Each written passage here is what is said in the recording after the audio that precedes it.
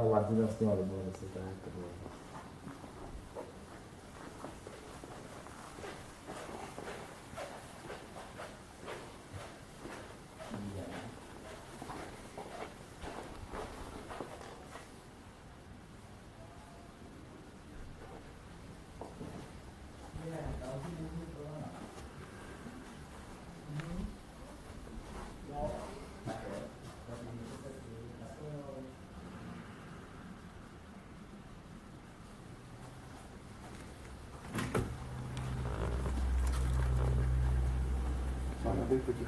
No, dobrý.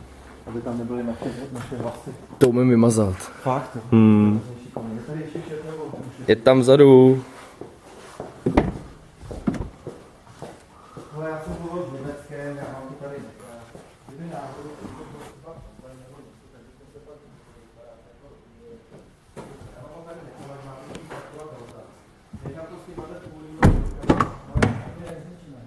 no, ale kdyby náhodou odešli, tak vám pokud na ty sporky, možná, že si je vyměníte. Jo, nevím, já jsem 50 bodů, dvakrát jsem viděl tyhle sporky, jste byli druhý, tak třeba teď, kdyby ne, tak